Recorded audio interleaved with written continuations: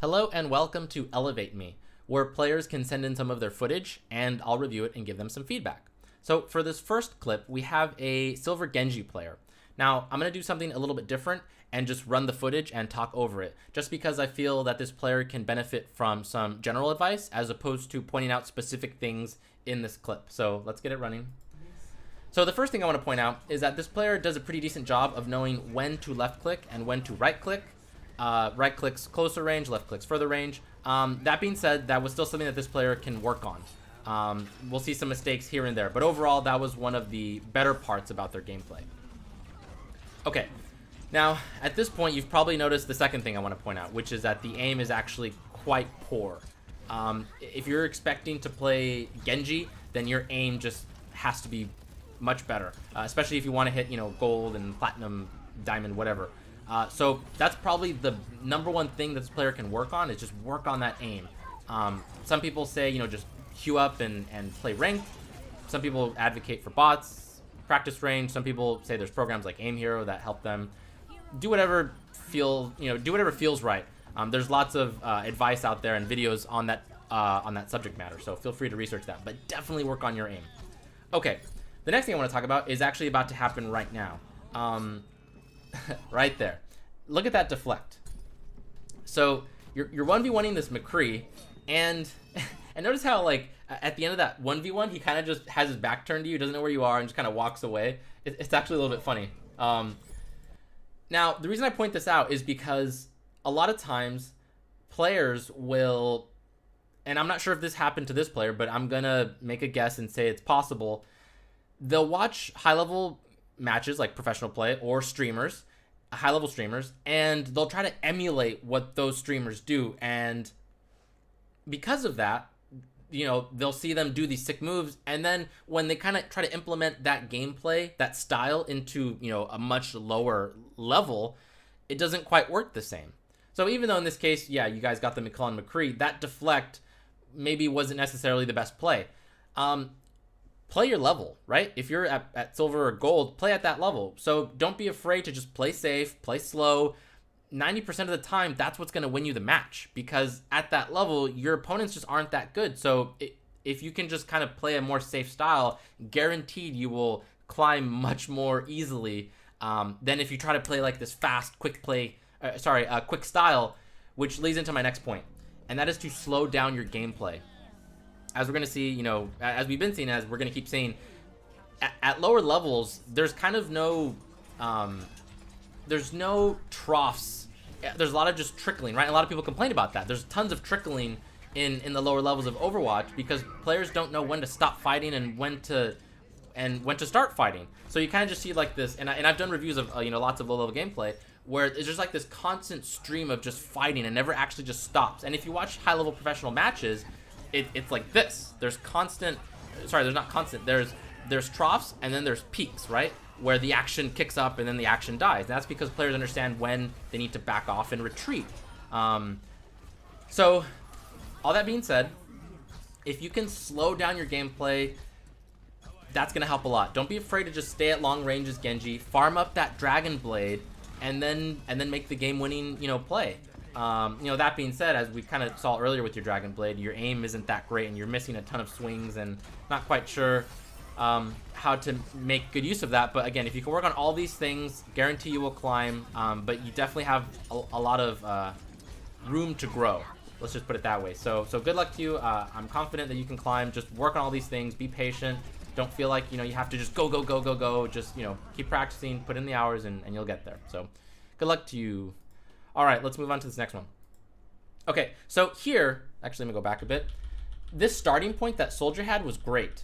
He's close to this, because you want to be close to that ledge, I guess, to just behind you, where you can fall off back towards the point. Well, I guess, yeah, towards like that green room.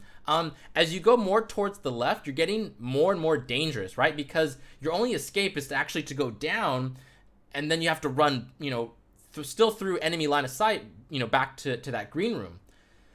So this is dangerous. Very, very dangerous. You actually almost die here. Thankfully you don't, but you could have. So look how long it took you to run back to get to safety. And actually, you're technically still not very safe here because there's still that line of sight that they can see like right here as you drop to your right. I guarantee at higher levels of gameplay, someone would have picked you off in that moment of retreat. Whereas if you had just hugged that ledge, you would have been able to just drop down immediately, and you would have been much safer. Granted, you'll have not as good sight lines, but when you're on defense, you have to play it a little bit more safe. Because if you get picked, that could be it. You get snowballed into a point B take, and then before you know it, you lost the match. Okay, cool. Take out this tracer. That was great. Now, right here, again, you need to practice, safe gameplay style. So right here, notice how when you're shooting this Hanzo, you're not strafing very much. And I think you're on console. So obviously, I don't know how hard it is to play on console, but right there, when you're just kind of standing still a little bit, you're just asking to get hit by something. Again, console, I can't quite comment on how difficult it is to do that, but on PC, I would be telling you to AD strafe a lot more. Cool. Right here, you're about to go in front of this shield. This is a bit weird. I'm not quite sure why you did this. That's just a straight up bad play. This play over here earlier, when you were fighting this Hanzo, that's technically okay because that shield wasn't protecting, the Arista shield wasn't protecting, this side of the point. So peeking out, in my mind, is okay. But peeking out here, when this shield was meant for this side of the point, is really weird. So definitely don't do that. When there's a shield, don't be afraid to use the shield. All right, cool. Let's jump ahead. All right, yeah, so this player submitted some Genji footage. So right here, what I want to mention is that the first Swift Strike of a Dragon Strike, or Dragon Blade, sorry. Yeah, Dragon Blade. Dictates the rest of the Dragon Blade. So right here, okay, right there, you get a Swift Strike onto the Mercy. You're about to get a swing, and then if that Mercy never got healed, this combo would kill her. But as you can see, she just got grenaded by Ana, and actually you did too. So it's one of those things you have to watch out for. Normally this would work, but here it didn't, and this Dragon Blade suffers greatly from it because you don't get this kill on the Mercy. You lost Swift Strike because it didn't kill her anymore, and now you're just kind of sitting here with a Dragon Blade with no Swift Strike. So that's gonna really slow down your Dragon Blade. I think you get this kill, so that works out. But anyways, the point I want to make here is that a Dragon Blade, that first Swift Strike is so important. That's what differentiates, well, one of the things that differentiates, a 1 or 2 kill Dragon Blade with like a 4 or 5 kill. So watch out for that. Especially since Ana was right next to that Mercy. You should have been anticipating that heal. If you can wait for her to Valk away, because I think she Valked away. If you don't use that second Swift Strike, you can watch her Valk and then Swift Strike to her and then swing, and then she's almost certainly dead. All right, cool. All right, last one, we got a Pharah. Pharah play here seems pretty good. Overall, I watched most of this footage and it looks pretty good. But the one thing I wanna really emphasize here is a lot of times this player got really close into the fight, and as a Pharah, that doesn't really make sense until you have a good momentum in the fight. So here, it's a 6v5, so you would think, okay, cool, like this team should win, right? Excuse me. But a 5v6 isn't insurmountable. You actually can come back from a 6v5 or 5v6. It's not until you start to get to like to the 4v6 or 3v6 range where I want this, where it's okay for a Pharah to just get in close and just start hammering people, because obviously it's easier to hit those left clicks at closer range. So right here, you get the kill, you get the turret. Getting this close doesn't make sense yet. Not with just one kill. Like I said, 5v6 is not that much of an advantage, especially when there's, Mercies running around. So this is a bit strange. To be honest, you should have died there, 100%. You still going hard. Again, now it's a 5v5, right? The kill feed. Oops. Yeah. So, it's one of the things you have to be careful. It does work out in this clip, but overall, these plays are super, super dangerous. It doesn't really make sense to get this close when the fight is still so young. It's so early in the fight. So definitely watch out for that stuff. Cool. Let's move on. But that being said, this Pharah does play it well, just very risky. All right. The last thing I want to point out is use of environment. So right here, guarantee you at higher levels, you will get eaten up for this. So you jump into the sky, and this line of sight is great for your opponents. You're just kind of up in the air and everyone can see you. You want to use, sorry, let me open this up. you want to use your environment to your advantage. So, whoops.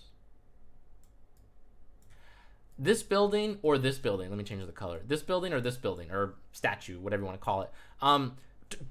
Don't be afraid to hug them. Get right next to them.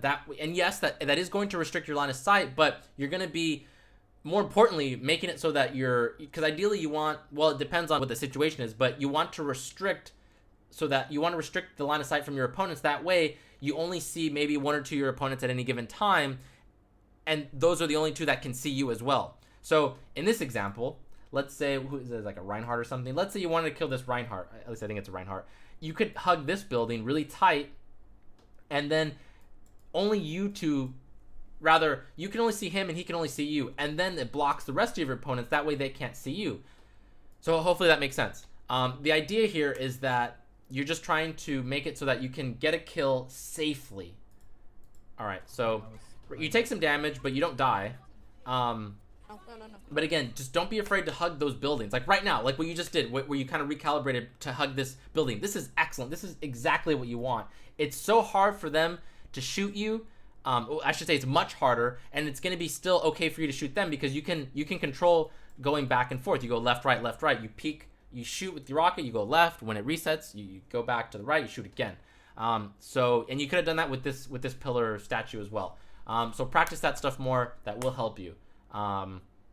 So I guess kind of the theme here for this video is be a little bit more aware of where you are. Your shooting's pretty good for gold, but try to be more aware of like where your body is and exists on the battlefield.